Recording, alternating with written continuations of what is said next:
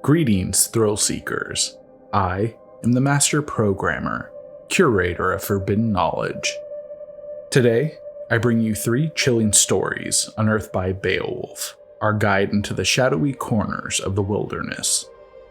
We venture into the untamed wild, where nature hides its darkest predators, and legends take on a life of their own.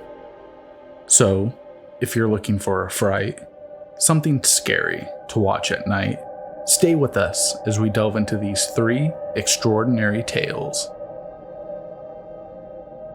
First, in Bloodwood Canyon, a father and son's hiking trip turns into a nightmare as they stumble into the hunting ground of an unknown creature. Can they escape, or will the canyon claim them both? Next, in the Lights of Darkwater, mysterious glowing orbs lure a group of friends deep into a fog-shrouded marsh. What lies beneath the water, and will anyone live to tell the tale?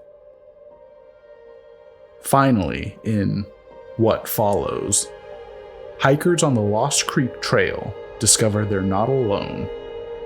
Something is watching, waiting, and stalking them. Can they trust their own senses, or each other? These stories are not for the faint of heart, so sit back, turn down the lights, and listen to the eerie tales Beowulf has uncovered.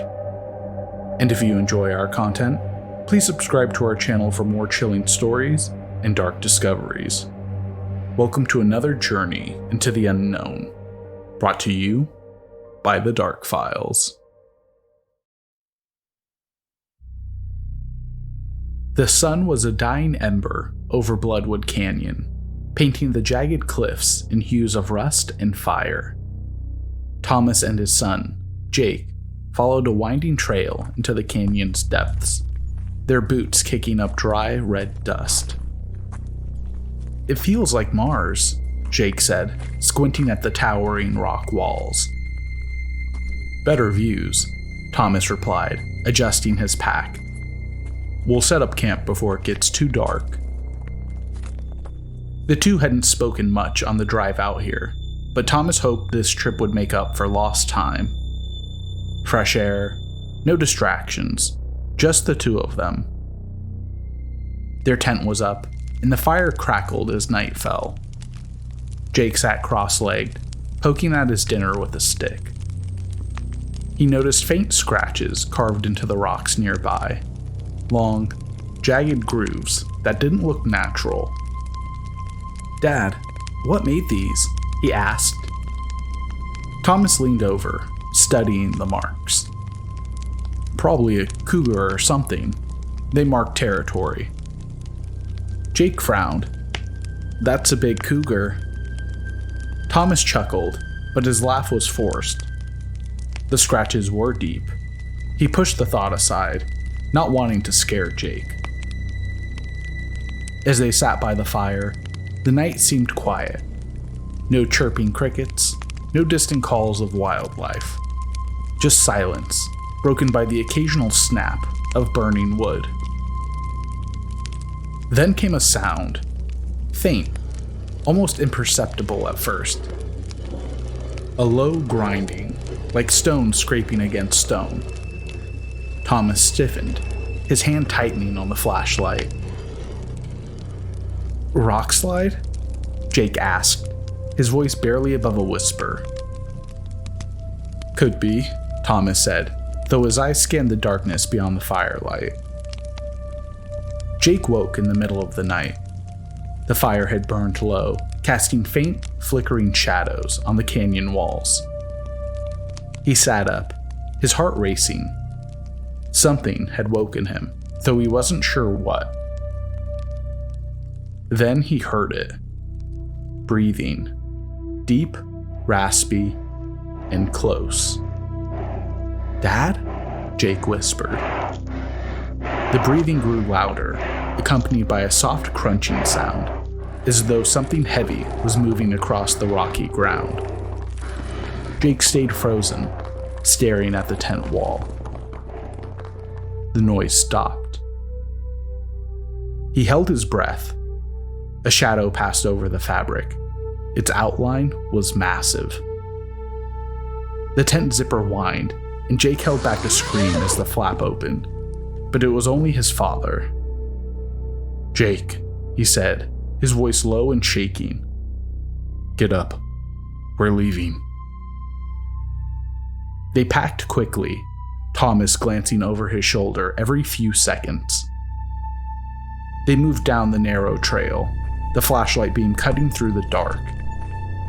Jake could feel the tension in his father's silence. The grinding sound returned, louder now, echoing through the canyon like a slow, deliberate warning. Jake glanced up and froze. Something moved high on the cliffside. It seemed like part of the rock itself. Smooth, reddish scales that blended seamlessly into the stone. Then it shifted, and the faint glow of eyes locked onto him. "Don't look at it," Thomas said, gripping Jake's arm. "Just keep moving." The trail narrowed, sheer drops on either side. Jake's legs ached, but he kept going, driven by the fear etched into his father's face. The grinding sound followed them, closing in. Thomas stopped suddenly, pulling Jake behind a boulder. "Stay quiet," he whispered. Jake peered around the edge. The creature, massive, reptilian, and terrifying, moved along the trail, its body almost indistinguishable from the canyon walls. Its claws scraped the stone as it advanced, leaving deep grooves as it went. Thomas shoved Jake forward. "Run! Go!" Jake ran. The trail blurred beneath his feet, and the grinding stone turned into a deafening roar. He risked looking back. His father stood his ground, wielding the flashlight like a weapon. A scream tore through the canyon. Jake stumbled, falling to his knees. He turned back, but his father was gone. Only the flashlight remained, its beam flickering weakly on the rocks. Jake scrambled into a narrow crevice, pressing himself into the stone. The grinding sound passed overhead, accompanied by the heavy thud of clawed feet. The creature's glowing eyes scanned the trail, its movements slow and methodical. It paused, its head tilting as if listening. Jake stayed there for what felt like days, the cold rock pressing against his back. Hunger gnawed at his stomach, and his throat was raw from thirst. When he finally heard voices, human voices, he thought he was hallucinating. The search and rescue team found him curled in a cave, barely conscious. He muttered incoherently about the red eyes and rocks that move. Thomas's body was never found. The rescuers dismissed the claw marks and scratches as natural erosion. Jake's story became just another canyon legend. Weeks later, a ranger hiked Bloodwood Canyon alone, following the trail the boy and his father had taken. He saw no signs of claw marks or the creature, just red stone stretching endlessly. As he turned to leave, he paused at the ridge. The late afternoon light bathed the canyon in gold, and for a moment, the rocks seemed to shift. He held his breath, listening. A faint grinding sound began again, rising from the depths of the canyon, rhythmic and slow. The ranger left. He didn't wait. He didn't look back.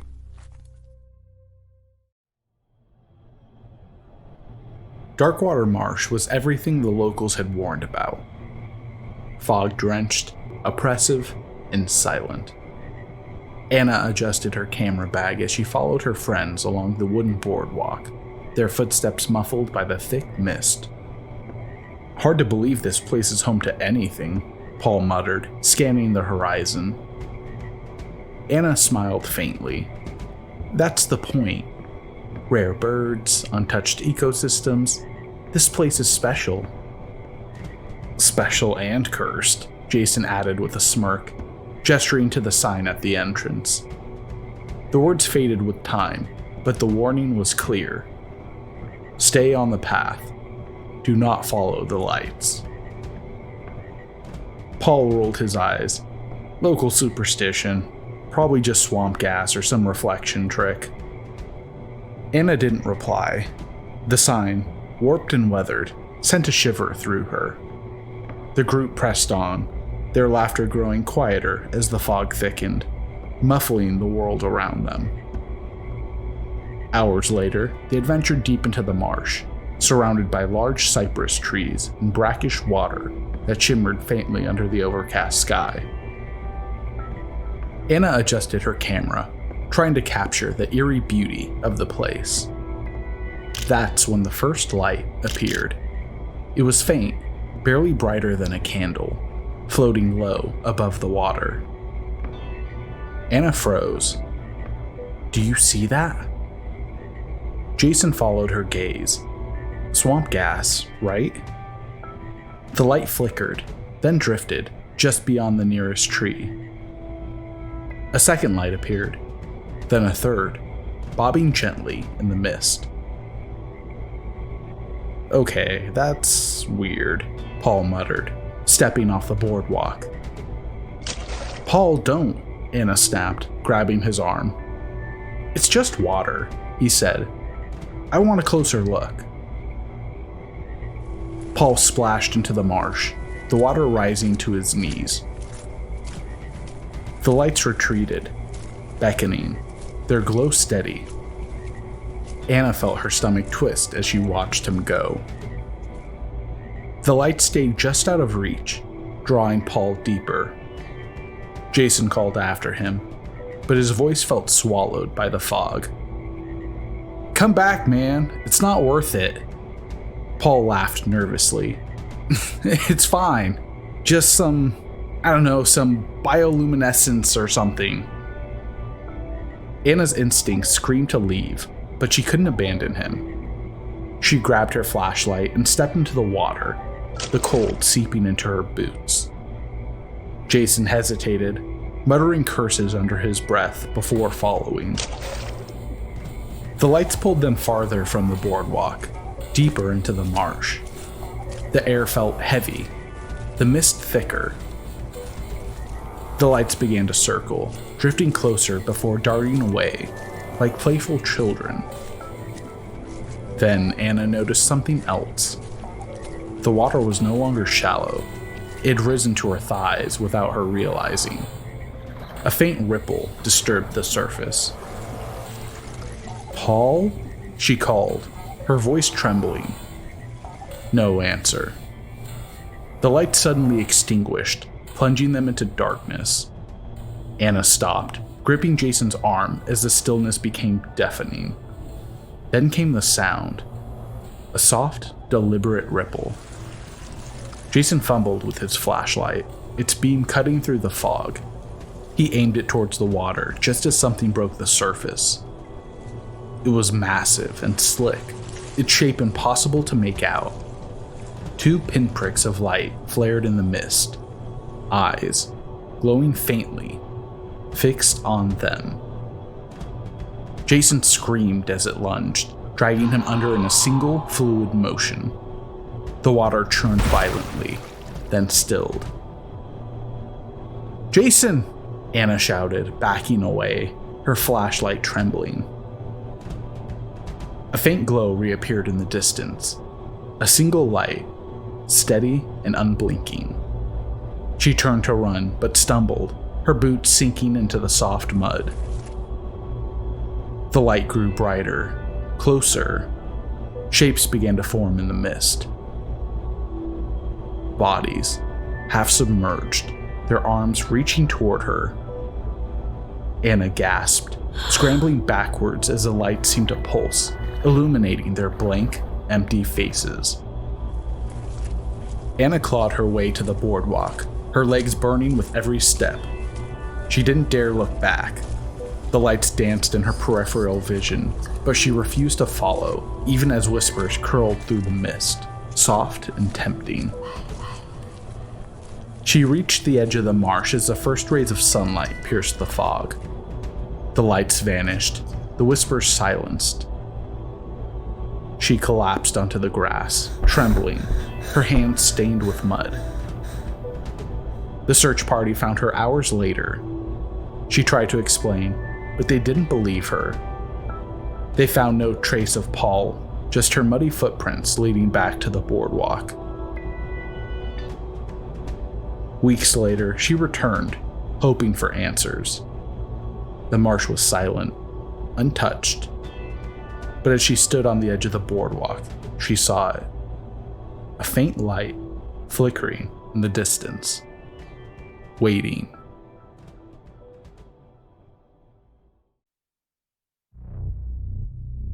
The desert was vast and lifeless, its silence broken only by the crunch of boots on gravel. 4 friends, Mia, Luke, Jonah, and Sarah, stepped off the beaten path, ignoring the fading, restricted area sign riddled with bullet holes. They were eager to prove they could handle the infamous Lost Creek Trail, a path locals said was cursed. "Last chance to chicken out," Jonah said with a grin, looking back at the group.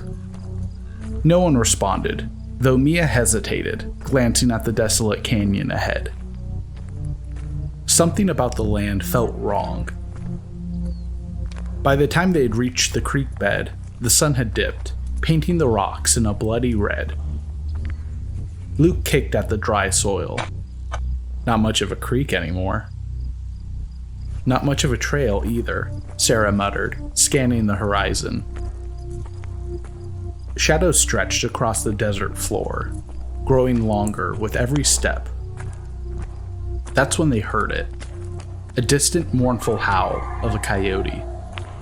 Mia froze. "I thought there weren't any animals out here." "Just coyotes," Jonah said. "They're harmless."